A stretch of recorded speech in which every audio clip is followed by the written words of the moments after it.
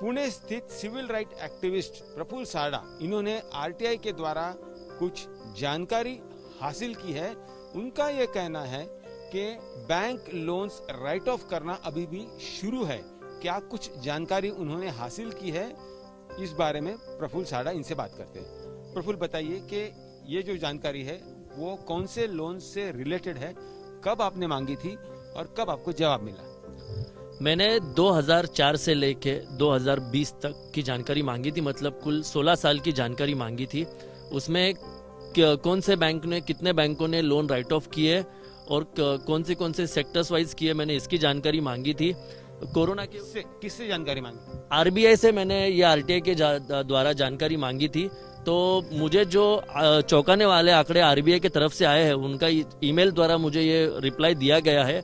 उनमें उन्होंने मेंशन किया कि कोरोना की वजह से ये डॉक्यूमेंट पोस्ट से नहीं भेजे जा सकते, तो हम आपको ईमेल से रिप्लाई कर रहे हैं। तो ये जो कुछ चौंकाने वाले आंकड़े उन्होंने मुझे दिए हैं, जो मैं आपको बताना चाहूँगा, उसमें 2004 से लेकर 2014 तक, मतलब जब यूपीए गवर्नमेंट थी, कांग्रेस की गवर्नमेंट थी, तो तब जो लोन राइट ऑफ हुआ वो करीब 2,20,000 करोड़ का था।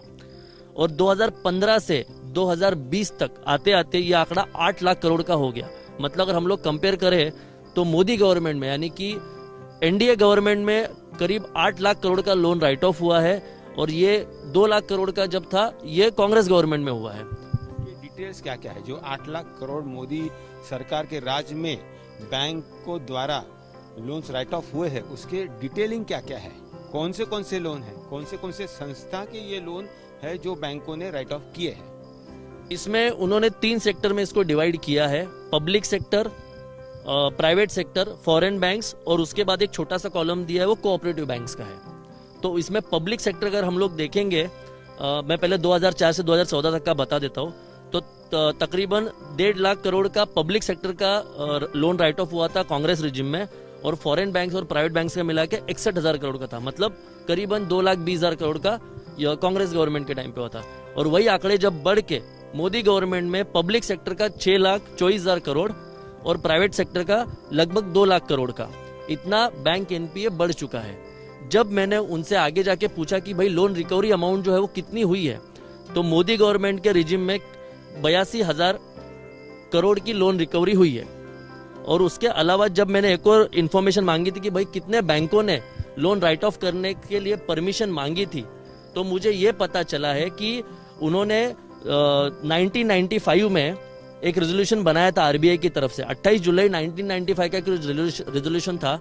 उसमें उन्होंने कहा गया है कि हर बैंक को अपने लेवल पे, अपने हिसाब से, अपने अथॉरिटी के अंदर आप लोन राइट ऑफ कर सकते हो, आप लोन दे सकते हो, आप लोन की रिकवरी कर सकते हो।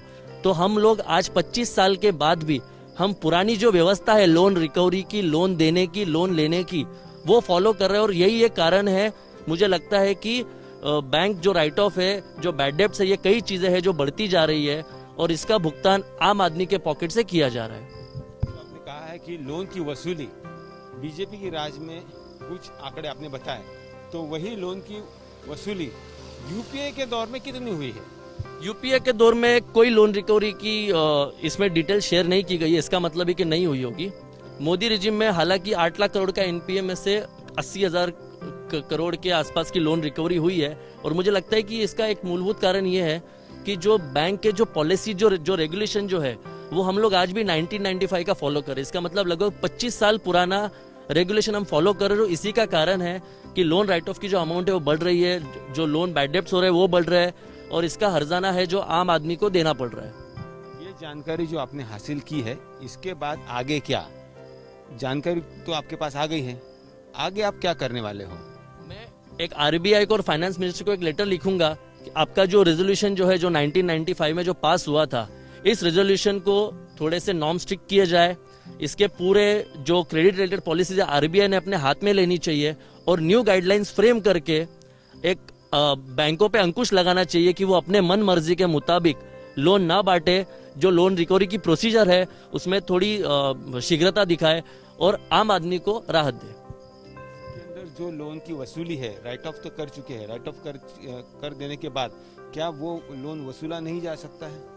लोन राइट ऑफ होने का तो वसूला नहीं जा सकता, क्योंकि उनके बुक्स ऑफ अकाउंट्स में दिखा देते हैं कि ये बैड डेब्ट हो चुका है और आज के बाद इस आदमी से पैसा नहीं आएगा। तो मुझे लगता है यही एक कारण है कि बड़े बड़े इंडस्ट्रियलिस्ट जो लोन लेके भाग जाते हैं बाकी देशों में, और उनकी वजह से उनका जो बैड डेब्ट जो लोन राइट ऑफ होता है वो आम आदमी के पॉकेट से होता है, उनके टैक्स से होता है। इसके अंदर कुछ बदलाव किया जा सकता है, उसके बारे में कुछ आप कदम उठाने वाले हो कि ये जो राइट ऑफ किया जाने वाला लोन है उसको राइट ऑफ में भले ही लिखते हो फिर भी उसके बावजूद वो वसूल करने के लिए कोशिशें होती रहनी चाहिए? जैसे कि मैंने कहा कि एक 25 साल पुराना जो आरबीआई की जो पॉलिसी या जो गाइडलाइन थी वो आज भी फॉलो हो रही है। तो मैं पत्र लिखूंगा आरबीआई को, गवर्नर को और फाइनेंस मिनिस्ट्री को कि आपकी जो गाइडलाइंस है इन गाइडलाइन में थोड़ी तब्दीली की जाए, गाइडलाइंस बदल के थोड़े स्ट्रिक्ट किए जाए, ताकि जो भी लोग आज लोन लेके भाग जाते हैं या जो लोन का भुगतान नहीं करते हैं तो उनसे ये लोन उनकी प्रॉपर्टी असेट या उनके जो भी उनकी चीजें है वो बेच के लोन वसूला जाए। ये जो राइट ऑफ किए हुए लोन है क्या वो वसूले जा सकते हैं, उसके अंदर क्या बदलाव करने की जरूरत है? इस बारे में बैंकिंग क्षेत्र के जानकार व्यक्ति इनसे भी बात करते हैं। एक यहाँ के जो एक एक्टिविस्ट है, सिविल राइट एक्टिविस्ट कहिए या आरटीआई एक्टिविस्ट कहिए, उन्होंने आरटीआई के जरिए जानकारी निकाली है कि राइट ऑफ लोन्स ये जो पहले यूपीए के दौर में और अभी बीजेपी के दौर में उसमें बहुत बड़ा अंतर है। बीजेपी के दौर में तकरीबन 8 लाख करोड़ राइट ऑफ हो गए हैं और वहीं यूपीए के दौर में तकरीबन 2-2.5 लाख करोड़ का राइट ऑफ हुआ था लोन्स का, और वैसे ही एनपीए भी बढ़ते जा रहे हैं। इसके बारे में आप क्या कहेंगे? ये जरूर कहूंगा कि इर्रेस्पेक्टिव ऑफ सरकार जो भी हो, ज्यादातर लोन डिफॉल्ट उसका जो हुआ है वो बड़े उद्योगों की वजह से हुआ है। ये सही है, ये होना नहीं भी चाहिए। पर अगर हम ये देख लें कि over period of time non performing loans बढ़े हैं, तो इर्रेस्पेक्टिव ऑफ सरकार ये चीज हमें देखने मिलती है कि ये लोन बढ़े हुए हैं। तो आप ये कहना चाहोगे कि ये जो सारे लोन्स या जो भी एलिगेशंस है कि बीजेपी के दौर में ये ज्यादा लोन्स राइट ऑफ का संख्या बढ़ गई है, इसको पूरा इन्वेस्टिगेट करना चाहिए कि ये लोन्स कब से बढ़ रहे हैं, एनपीए जो कि राइट ऑफ बाद में करने पड़े और खासकर उद्योगपतियों को उसका फायदा मिल रहा है। मेरे ख्याल से पॉलिटिकल से ज्यादा ना इसमें इकोनॉमिक साइकिल की बात जरूरी है। किस इकोनॉमिक साइकिल की बात, किस पॉलिसी डिसीजन की वजह से नॉन परफॉर्मिंग लोन बढ़ रहे हैं, इसके ऊपर ज्यादा हमने अभ्यास करना चाहिए। जैसे एक इकोनॉमिक एक्टिविटी बूस्ट करने के लिए पिछले कुछ साल पहले बहुत सारा लोन एनबीएफसीज को दिया गया, नॉन बैंकिंग फाइनेंशियल कॉर्पोरेशन। जो लोग 3 लाख करोड़ हुआ करता था 4 साल पहले, आज वो 8 लाख करोड़ है। एनबीएफसीज को जो पैसा दिया गया वो किस लिए दिया गया? डिमांड बूस्ट करने के लिए दिया गया।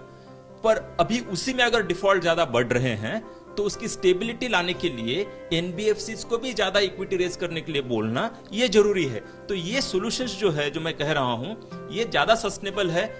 किस पॉलिटिकल पार्टी पे इस पे उंगली दिखाने से उसका सॉल्यूशन नहीं निकलेगा, सिर्फ ब्लेम गेम हो सकता है।